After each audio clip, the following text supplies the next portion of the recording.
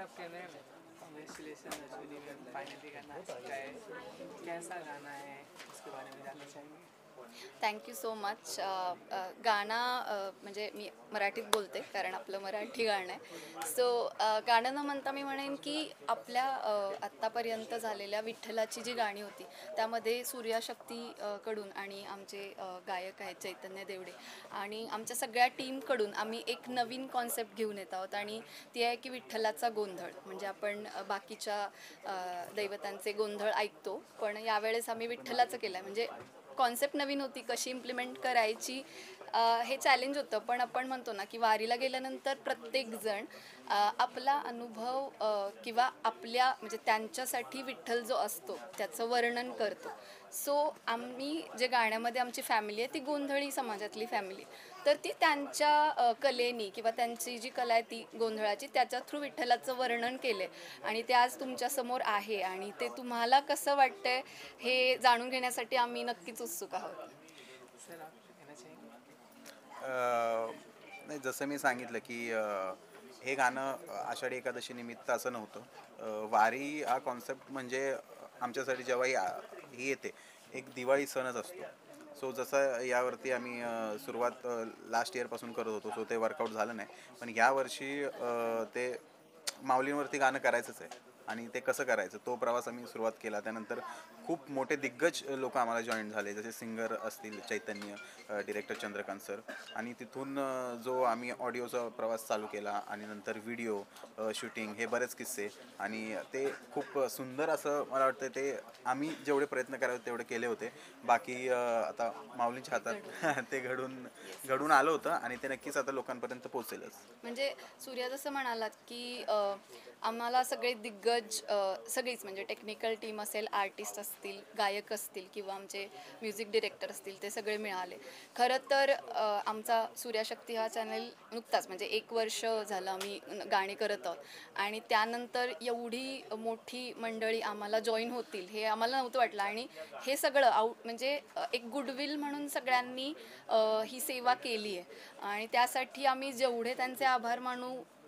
खूप कमी आहे. पण एक आनंद आहे की या सगळ्या प्रयत्नांचं जे आउटपुट आलं आहे ते तुम्हाला पडद्यावर दिसतंय आणि ते तितकंच म्हणजे गाणं आम्ही एडिटिंग ॲक्च्युली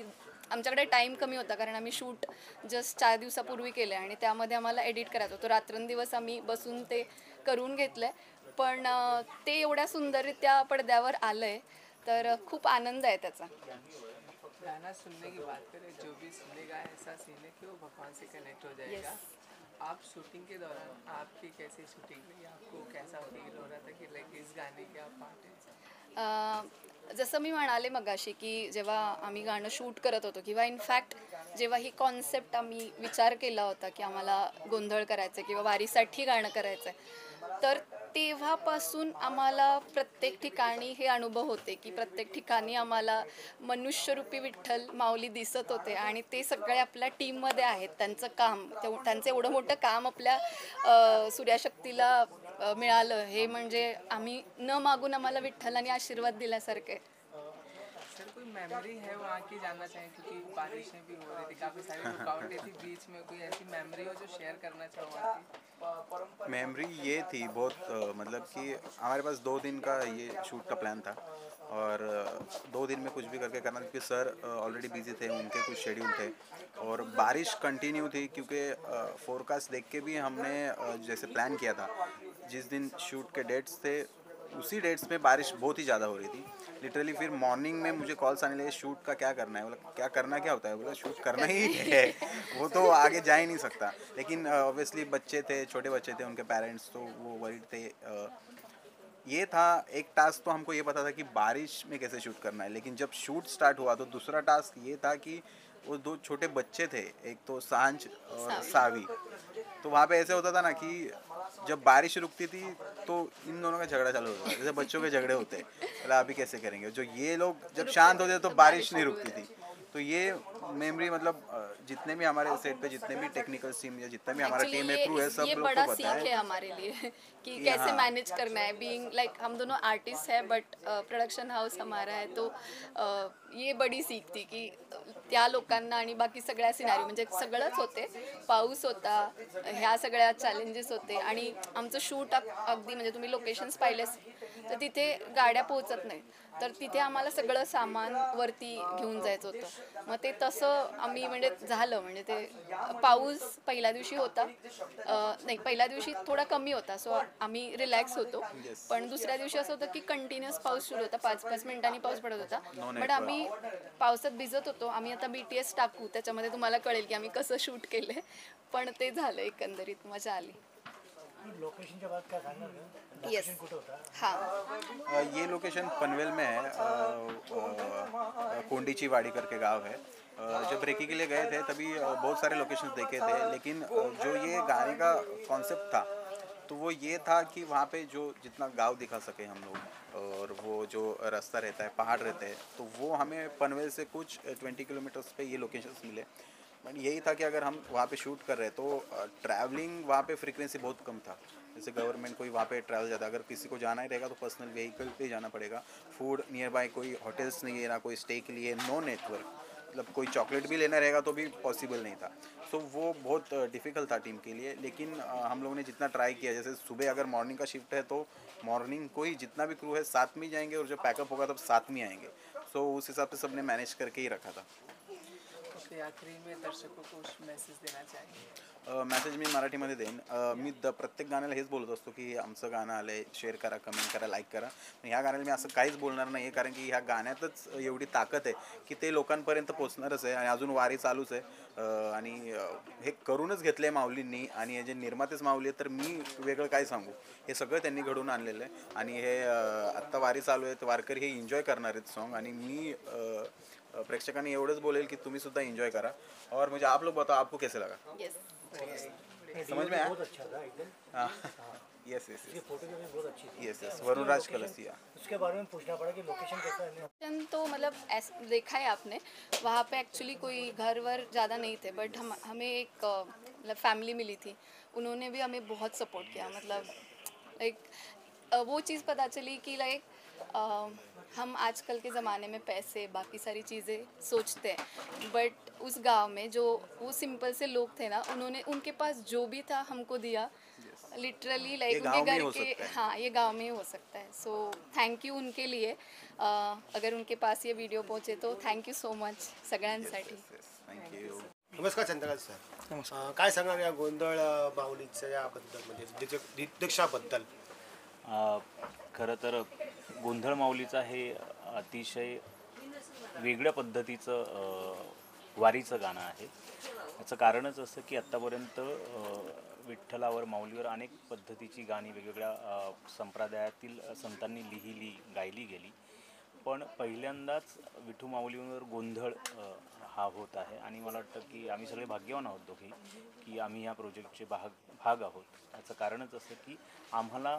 तो गोंधळ माऊलींविषयी करायला मिळाला सो खरंच आणि एक सुंदर गाणं गायलेलं आहे यांनी सो यांच्या शब्दांमुळे एक चित्र मला दिसलं जे चित्र मी रंगवण्याचा प्रामाणिक प्रयत्न केला आहे तो आता लोकांना किती आवडेल मला माहीत नाही पण डेफिनेटली की आमच्या सगळ्या टीमने याच्यामध्ये आपलं 100% देऊन एक उत्तम कलाकृती सादर करण्याचा प्रयत्न केला आहे आणि मला असं वाटतं की हे गाणं नक्कीच लोकप्रिय होईल कारण इतकं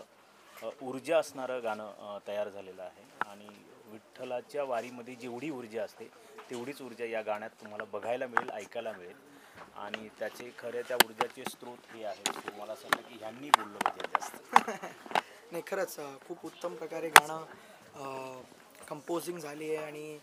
मी पूर्णपणे त्याच्यात माझं गाण्याचा प्रयत्न केलेला आहे आणि सर्वांनीच खूप छान प्रकारे जसं सूर्यादादा असेल अश्विनीताई असेल आणि सरांनीसुद्धा ह्याच्यात जे मेन काम केलं आहे व्हिडिओमध्ये जे व्हिडिओ आपण जे बघतो ना तो फ्रेश असला पाहिजे छान असला पाहिजे जे त्याच्यामागे काहीतरी एक उद्देश आणि स्टोरी असली पाहिजे आणि ते काम सरांनी केलं आहे आणि ते खूप अप्रतिम केलं आहे मी सरप्राईज झालो कारण की मी व्हिडिओ आत्ता जस्ट बघितलं आहे आणि गाणं आपलं रिलीज होतं आहे आणि खूप छान प्रकारे याला बाहेर महाराष्ट्रामधून आणि महाराष्ट्राच्या बाहेरसुद्धा पांडुरंगाच्या गोंधळ माऊली पद्धतीचा या गाण्याला खूप छान प्रतिसाद मिळेल आणि मी पूर्ण महाराष्ट्राला सांगू इच्छितो की मला तुम्ही आत्तापर्यंत जेवढं प्रेम आशीर्वाद दिलेत आणि आयडलनंतरचं माझं हे पहिलं गाणं आहे आणि ते माऊलींसाठी डेडिकेट होतं आहे. सो तुम्ही माझ्या सर्व ऑडियन्सला जे माझ्यावर प्रेम आशीर्वाद देत आहेत मला त्यांना सर्वांना विनंती आहे गाणं जास्तीत जास्त ऐका आणि सांगा कॉमेंटमध्ये तुम्हाला कसं वाटलं ते. थँक्यू. माऊली साहेब, ही जी कॉन्सेप्ट आहे हो. गोंधळीचा, ही तुम्ही कशी काय त्याला तुम्ही अंमलात आणली या गाण्याच्या द्वारे? अ, हिंदीमध्ये बोलत तरी चालतं. हिंदी में अच्छा, तो ये कॉन्सेप्ट जो थी वो मैं इंडियन आइडल के पहले ही कॉन्सेप्ट दिमाग में आई थी, बट इंडियन आइडल के बाद मेरे को ये मेरे दिमाग में आया कि हम कर सकते हैं. उसके बाद अश्विनी दी का फ़ोन आया मेरे को कि अपन ये मुझे गाना करना है आपके साथ. तो मैंने बस मेरी कॉन्सेप्ट उनसे शेयर की और हम सब ने सर के साथ शेयर किया और सर ने भी इसको अप्रूवल दे दिया. और बाद में इसको अच्छे से सोच विचार करके जब हम एक डिसीजन पे आ गए तो उसके बाद लिरिक्स फाइनल हुए, उसके बाद कंपोजिशन फाइनल हो गई और उसके बाद हमने गाना अच्छे से रिकॉर्ड किया और वो सबको पूरी जितनी भी स्टार कास्ट है उन सबको वो गाना बहुत अच्छा लगा. रिकॉर्डिंग भी बहुत अच्छी सी हुई और एक अलग इंटेंशन है गोंधल का, क्योंकि अभी तक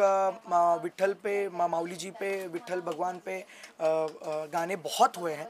बट लोगों को बस यही लगता है कि आई भवानी अम्बे माँ पे ही ज़्यादा गोंधल वगैरह